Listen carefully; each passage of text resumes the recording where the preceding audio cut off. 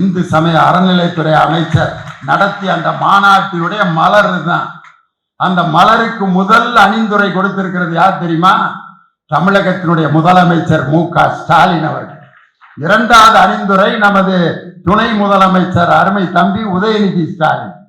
இதுல யாரெல்லாம் கட்டுரைகள் எழுதியிருக்காங்கன்னா, அமெரிக்காவை சேர்ந்த முருக பக்தர்கள், கனடாவை சேர்ந்த முருக பக்தர்கள், மலேசியாவை சேர்ந்த முருக பக்தர்கள் எல்லாம் முருகனுடைய அந்த வழிபாடு எப்படி தொன்மையானது என்பதற்கு பல நூற்றுக்கணக்கான கட்டுரைகள் இதில் அடங்கி இருக்கிறது. முருகன் சம்பந்தப்பட்ட அந்த முக்கியமான அறிஞர்களுடைய பெயரால் விருதுகள் கொடுக்கப்பட்டிருக்கிறது. பாம்பன் சுவாமி விருதுகள் ஒரு அறிஞருக்கு, அதே மாதிரி போகர் சித்தருடைய பெயரால் நம்ம மருத்துவர் சிவராமனுக்கு விருது. இதுதான் உண்மையான முருகனுடைய மாநாடு. இந்த மாநாட்டிலே அணிந்துரையில நம்ம தலைவர் சொல்லியிருக்காரு, அந்த தண்டாயுதபாணி சாமி திருக்கோயிலில் அதன் சார்பாக இருக்கின்ற அனைத்து பள்ளிகளிலும் கல்வி நிறுவனங்களிலும் 4000 மாணவர்களுக்கு தினமும் காலை சிற்றுண்டி இலவசமாக நம் இந்து சமய அறநிலைத்துறை அமைச்சர் வழங்கி கொண்டிருக்கிறார். அதுல 111 பேருக்கு கருணை அடிப்படையில் வேலை கொடுக்கப்பட்டிருக்கிறது.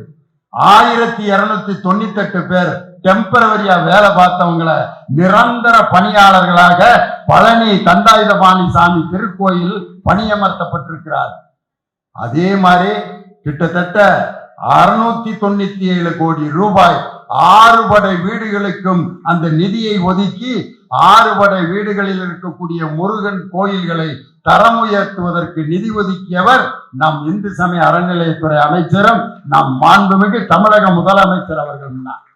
ஆனா முருகனை வச்சு ஓட்டு கேட்கணும்னு அந்த குரூப்பு பரப்பிடுச்சு. ஏற்கனவே 2021 வேல் யாத்திரை யார நடத்தினது தெரியுமா? அன்னைக்கு பாஜகனுடைய தலைவரா இருந்தவர், அவரு பேர் முருகன் தான். முருகனை திருத்தணி மலையில இருக்க முருகனுடைய வேலை எடுத்துக்கிட்டு திருத்தணியில இருந்து பாத யாத்திரை. எதுக்கு? முருகன் நம்மளை ஜெயிக்க வைப்பாரு. வெற்றிவேல் வீரவேல், வெற்றிவேல் வீரவேல். கொண்டு போறது யாரு? முருகன். அவரு பேர். வேண்டுதல் வச்சிருக்கிறது யாரு? முருகன் கிட்ட, கடவுள்கிட்ட. தூக்கிட்டு போறது எது? வேல்கம்பு. தூக்கிட்டு போய் இங்க இருந்து நடந்து போய் முருகன் என்னை வெற்றி பெற வைப்பான் அப்படின்னாரு. அந்த முருகன் தாராபுரம் தொகுதியில நம்முடைய அருமை சகோதரி கயல்விழி செல்வராஜ் அவர்களிடம் தோற்று போனார். அப்ப முருகன் வேல்கம்ப புடுங்குறப்பே நினைச்சிட்டார், என்கிட்ட இருந்த ஒரே ஆயுதம் தாண்டா, அதையும் புடிங்கிட்டு கிளம்பிட்டாங்க, உங்களுக்கு நான் வைப்பேன் பாருங்க ஆப்பு, அப்ப நீங்க யாருன்னு தெரிஞ்சுக்குவீங்கன்ட்டு தலைவராக இருந்த முருகன் மட்டும் தோல்வி அடையல. அப்பொழுது புதிதாக கட்சியில் இணைந்த அண்ணாமலை அரவக்குறிச்சி தொகுதியிலும் மொஞ்சனூர் இளங்கோ என்ற ஒரு சாதாரண தொண்டனிடம் தோல்வி அடைந்தார். அதுக்கப்புறம் முருகன்ட்ட, முருகா எப்படியாவது எங்களை ஜெயிக்கவையே, ஆகா ஓகா. நீலகிரி தொகுதியில போய் நமது துணை பொதுச் செயலாளர் அருமை அண்ணன் ராசா அவர்களை எதிர்த்து நின்று அப்பையும் முருகன் தோத்து போனார். கோயமுத்தூர்ல கணபதி ராஜ்குமார் என்ற நமது திராவிட முன்னேற்ற கழகத்தின் தோழருடன் தோல்வி அடைந்தவர் அண்ணாமலை. பல தடவை முருகன் உங்களுக்கு ஆப்பு வச்சிருக்காரு. அதே முருகன்ட்ட போய் 2026 திமுக தோற்கடிக்க வேண்டும் முருகா, திராவிடம் ஒழிய வேண்டும் முருகா, முருகா ஆகா ஓகாங்க. முருகன் பாக்குறாரு, நானே திராவிட இயக்கத்துல முக்கியமான உறுப்பினர் தான், உங்களுக்கு தெரியாதா என்னைய பற்றி? எதை வச்சு முருகனை திராவிட இயக்கத்தினுடைய உறுப்பினர்னு சொல்றேன் தெரியுமா? முதல்ல மாநில சுயாட்சிக்கு குரல் கொடுத்ததே என் அப்பன் ஞான பண்டிதன் முருகன் தான். வீட்டுல அவருக்கு ஒரு பிரச்சனை வந்துருச்சு, ஞானப்பழத்தை கொண்டு வர்றாரு நாரதர், இதோ ஞானப்பழம். அந்த ஆளுக்கு எவனோ கொடுத்துருக்கேன், தின்ட்டு பேசாம வீட்டுல படுத்திருக்கலாம். நேர சிவபெருமான் ஃபேமிலியில கொண்டு வந்து இந்த ஞானப்பழம் உடனே அவர் வாங்கி, சிவபெருமான் வாங்கி ரொம்ப நன்றி மாப்பிள்ள அப்படின்ட்டு வாங்கி சாப்பிட்டு பேசாம இருந்திருக்கலாம்.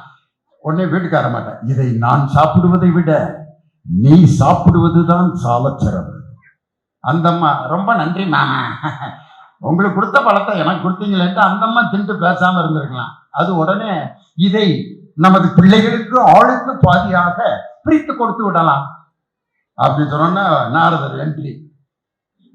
மாம்பழத்தை இரண்டாக பிரிக்க கூடாது, யாராவது ஒருவருக்கு தான் கொடுக்க வேண்டும். உடனே நீங்கள் தான் போட்டி வைப்பதில் வல்லவராயிற்று, நமது பிள்ளைகளுக்கு ஒரு போட்டி வையுங்கள். உடனே யார் உலகத்தை முதலில் சுற்றி வருகிறீர்களோ அவர்களுக்குத்தான் இந்த ஞான பழம் அப்படின்னா பெரிய மையன் விநாயகர் அவர் உலகத்தை அந்த உடம்பை தூக்கிட்டு என்னைக்கு சுத்தி முடிக்கிறது நடந்து வர்றாரு. இங்கே நடக்கிறதுக்கே 1.5 மணி நேரம் ஆகுது. நம்ம வாகனத்துக்கிட்ட கேட்போம்னா அவருடைய வாகனம் எது? மூஞ்சூர். அதுகிட்ட கேட்கிறாரு, பிரதர் உலகத்தை சுத்த போலாமா? அதுக்கு மூஞ்சூர் சொல்லுது, கொஞ்சமாவது மனசாட்சி இருக்கா உனக்கு? என் மேல நீ உட்காந்தீங்கன்னா எனக்கு அதான் கடைசி சிட்டிங்க. இதுல ஒன்னையும் தீட்டு நான் உலகம் முழுவதும் எப்படி ஊந்து ஊந்து போய் நீ என்னைக்கு ஞானப்பழத்தை வாங்குறது? முருகன் நம்பால உடனே தமிழ் கடவுள் மயில் எடுத்தாரு, ஒரு நொடியில் உலகத்தை சுற்றி வருகிறேன், சுத்தி அடிச்சுட்டார். வந்து எங்கே எனக்கு ஞானப்பழம் அப்படின்னா அதுக்குள்ள விநாயகர் ஒரு டுபாக்கு ஒரு வேலை பார்த்துருவார். யார்கிட்ட? நாரதர்கிட்ட. உலகம் என்றால் என்ன, அம்மையப்பன் என்றால் என்ன? உலகம் என்றாலும் அம்மையப்பன் என்றாலும் ஒன்றுதான். இருந்தாலும் எனக்கு தெரியாதுன்னு இருக்கலாம், அவன் குழப்பத்தை உண்டு பண்றதுக்குன்னே தான் வந்திருக்கான். உலகம் என்றாலும் அம்மையப்பன் என்றாலும் ஒன்றுதான். அப்படியானால் என் அம்மா அப்பாவை சுற்றினால் உலகத்தை சுற்றியதாகத்தானே அர்த்தம். ஆமாம் ஆமாம் என்றார். அவங்க அப்பா அம்மா 3 ரவுண்ட் அடிச்சுட்டு ஞானப்பழத்தை வாங்கி தின்னுகிட்டு இருக்காரு. அப்ப வர்றாரு முருகன், எங்கேயும் எனக்கு ஞானப்பழம், உங்க அண்ணன் வாங்கி சாப்பிட்டுக்கிட்டு இருக்கேன், நீ உன் வேலையை பார்த்துட்டு போ.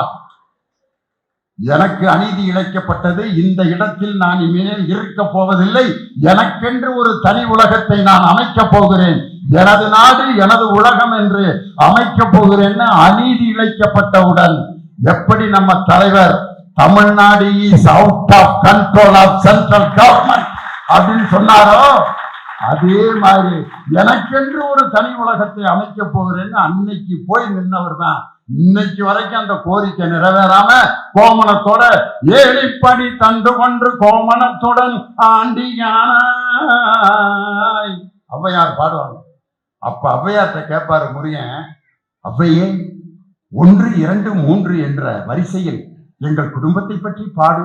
ஒன்னு ஔவையார், ஒன்றானவன் ஒருவில் இரண்டானவன் ஒருவான செந்தமிழில் மூன்றானவன் நன்கான வேதத்தில் நான்கானவன் நமச்சிவாய என 5ஆனவன் இன்பச் சுவைகளுக்குள் 6ஆனவன் இன்னிசை பதங்களில் 7ஆவனன் தித்திக்கும் நவரச வித்தானவன் பற்றானவன் நெஞ்சில் பற்றானவன் பன்னிருகை வேலவனை பெற்றானவன் என்று தமிழிலே ஔவையை பாடி தமிழை ரசித்த கடவுள் யா முருகன்.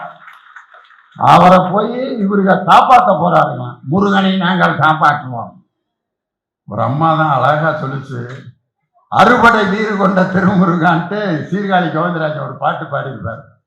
அந்த பாட்டுல திருப்பரங்குன்றத்தை பத்தி என்ன பாடினார்னா, குறுநகை தெய்வானை மலரோடு வண்ண குலமகளாக வரும் நினைவோடு திருமண கோலம் கொண்ட ஒரு வீடு வண்ண திருப்பரங்குன்றம் என்னும் படை வீடு. தெய்வானைக்கு கல்யாணம் ஆன இடம் தான் திருப்பரங்குன்றம். திருப்பரங்குன்றத்தில் நீ சிரித்தால் முருகா அப்படின்னு தான் எழுதியிருக்காங்களே ஒழிய அமித்ஷா இங்க வந்து சொல்றாரியா திருப்பரங்குன்றத்தை சிக்கந்தர் மலை என்று மாற்றியது திமுகங்கிறாரியா. என்னைக்காவது நம்மளோ அன்னை சேகர் பாபுவோ சிக்கந்தர் மலைக்கு நான் போயிட்டு வரேன் போயிருக்காரு என்னைக்காவது? இந்து சமய அறநிலைத்துறை அமைச்சர் திருப்பரங்குன்றத்தில் அங்க இருக்கக்கூடிய அதிகாரிகளை சந்தித்து கோயில் திருப்பணிகளை பார்வையிட்டாருன்னா வருதே ஒழிய சிக்கந்தர் மலை அப்படிங்கிற பேரை நம்ம மாத்தினோம்னு ஒரு உள்துறை அமைச்சர் அபாண்டமாக போடப்பட்ட பழி. இந்த பாட்டு திருப்பரங்குன்றத்தில் நீ சிரித்தால் முருகான் தான் எழுதியிருக்காங்களே ஒழிய சிக்கந்தர் மலை மீது நீ சிரித்தால் முருகா நாகூர் தர்காவிலே எதிரொலிக்கும் அப்படின்னா பாடினாங்க இல்ல. ஒரு மத கலவரத்தை உண்டு பண்ண வேண்டும் என்பதற்காக திட்டமிட்டு நடத்தப்பட்ட ஒரு மிகப்பெரிய கேவலமான ஒரு கூட்டம் தான் அந்த இந்து முன்னணி அவர்கள் நடத்திய அந்த கேவலமான அந்த கூட்டம். அந்த கூட்டத்துல போய் அதிமுக குரூப் முன்னாள் வருவாய்த்துறை அமைச்சர் ராஜி உதயகுமார், பால்வளத்துறை அமைச்சர் ராஜேந்திர பாலாஜி, செய்தி மக்கள் தொடர்புத்துறை அமைச்சர் கடம்பூர் ராஜு, எல்லாம் முக்கியமான விஞ்ஞானியை மறந்துட்டேன் நான். தெர்மோகோல் விஞ்ஞானி மரியாதைக்குரிய கூட்டுறவுத்துறை அமைச்சர் செல்லூர் ராஜு எல்லாம் உட்கார்ந்து அண்ணாமலைங்கிற அந்த தலைவர் நீங்க இருக்கக்கூடாதுன்னு சொன்னதுக்கு என்ன காரணம்?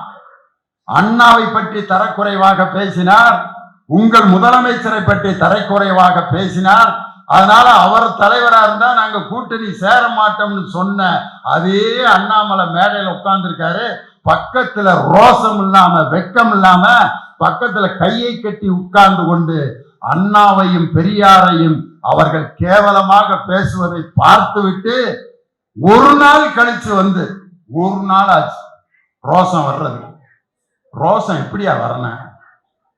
ரோசம் எப்படி வரணும்? ஒருத்தன் வீட்டுக்கு கூப்பிடுறேன், வாப்பா உட்காரு, என்னடா இப்படி கூப்பிடுறது? உட்கார சொன்னேன், வாங்க வாங்க வாங்க உட்காருனா தான் உட்காரு, வா உட்காரு, சாப்பிட்டுப்பா அப்படின்னு உடனே என்ன சோத்துக்காரன் வந்திருக்கான்னு நினைச்சியா? ஏண்டா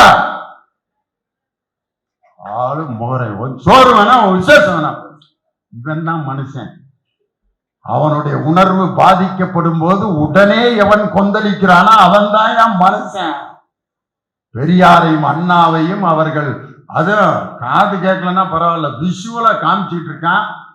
எந்தவித சொரணையும் இல்லாமல் அமர்ந்திருக்கிறார்கள் என்று சொன்னால் இவர்கள் பதவிக்காக எதை வேண்டுமானாலும் இழப்பதற்கு தயாராக இருப்பார்கள் என்கிறத அந்த இடத்துல காட்டிட்டாங்களே. ஒரு கதை, ஒரு பெரிய மலையில ஒரு சாமி இருக்கு. அந்த சாமிய கீழே மலைக்கு கீழே கொண்டு வந்து மக்களுக்கு அருள்பாலிக்க கொண்டு வரணும். அப்ப அந்த மலைக்கு மேல இருக்க ஒரு ராஜா, அவருக்கு கையால் நடக்க முடியாது, பைத்தியம் லேசா பைத்தியம் முடிச்ச ஒரு ராஜா. அந்த ராஜா சொல்றாரு, சாமியா நான் தான் தூக்கிட்டு வருவேன். வேணாம் ராஜா, உங்களுக்கு கைகால் வரல, நீங்க நடந்து போறதுக்குள்ள ஜனங்கள்லாம் போயிடுவாங்க. வேணாம் ராஜா, சாமியை நான் தான் தூக்கிட்டு வருவேன் அப்படின்னு ராஜா ஒரே கலகம். ராஜாவுக்கு கால் இல்லை, நடக்க முடியாது, லைட்டா மெண்டல் வேற. இருந்தாலும் ராஜா ரொம்ப ஆசைப்படுறாரு. சாமியை ராஜா கையில கொடுத்துட்டாங்க. நடக்க முடியாது, எப்படி ராஜா போவ? ஒரு கழுதையை கூப்பிடுறேன் அப்படின்னு எங்கேயோ இருந்து ஒரு கழுதையை கூப்பிட்டு ராஜாவை தூக்கிட்டு உட்கார வச்சுட்டாங்க. ராஜா சாமியை தூக்கிட்டு வர்றார். வழி நெடுங்க ஜனங்கள்லாம் அப்படின்னு கும்பிடவும் கழுதை என்ன நினைச்சிருச்சு, நம்மளைத்தான் எல்லாரும் கும்பிடுறாங்க அப்படின்ட்டு மண்டைய அப்படியே ஆட்டிக்கிட்டு சந்தோஷமா வருது. எது கழுதை. ராஜா என்ன நினைச்சுக்கிட்டாரு, நம்மளைத்தான் கும்பிடுறாங்கன்ட்டு மேல இருக்கிற சாமியை வச்சுக்கிட்டு டக்கு டக்கு டக்குன்னு குதிக்க ஆரம்பிச்சாரு.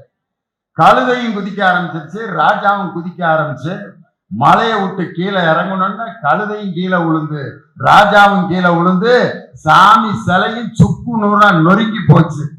இந்த 2026 பாஜக அதிமுக கூட்டணிக்கு நடக்க போறது இதுதான். அதுல கழுதை யாரு தெரியுமா? அவர் பேரை சொல்லக்கூடாது, அதிமுக தான் அந்த கழுதை. அந்த பைத்தியம் பிடிச்ச ராஜா யாருன்னா பாஜக. வேற எந்த எதை சொல்லி ஓட்டு கேட்பது என்று தெரியாமல் ஒரு சாமி சிலையை தூக்கி கொண்டு அவர்கள் மக்களிடம் ஓட்டு பிச்சை ஏந்தி கொண்டிருக்கிறார்கள். இன்னைக்கு எங்க ஊர்ல ஒரு ஆள் இருக்கான், பையில பாத்தீங்கன்னா சிலுவை ஜபமாலை வச்சிருப்பேன், விபூதி போடுறதுக்கு ராம கட்டி வச்சிருப்பேன், காவி ட்ரெஸ் வச்சிருப்பேன், இஸ்லாமியருடைய குல்லா 3 வச்சிருப்பேன். எதுக்குன்னா எந்த கோயில்ல பூஜை நடக்குதோ அந்த யூனிஃபார்ம் மாட்டிடுவேன். பெருமாள் கோயில்னா நல்ல இவ்வளவு பெருசு நடுத்தலையில இருந்து போட்டு வெங்கட்ராமா கோவிந்தா வெங்கட்ராமா கோவிந்தா சில்லற காசை பொறிட்டு வந்துடுவார்.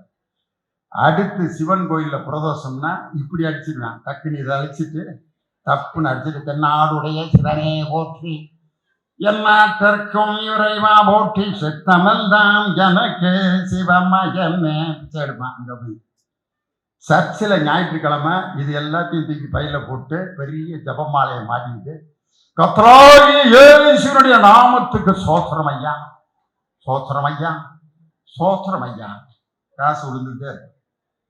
வெள்ளிக்கிழமை அவங்க தொழுகை முடிச்சு வர்றப்ப குல்லாவை மாட்டிட்டு நாரே தக்பி அல்லாஹ் அக்பர் காசு. அவனை கூப்பிட்டேன், மாப்பிள்ள எப்படா இப்படி ஒரு டெக்னிக்கை, நமக்கு தேவை காசு தாயா, எந்த சாமியோட அடையாளம் இருந்தா என்ன, அதை போட்டுக்கிட்டு காசை சம்பாதிச்சிட வேண்டியதானே. இந்த பிச்சைக்காரர்களுக்கும் அதிமுக பாஜக கூட்டணிக்கும் என்னையா வேறுபாடு?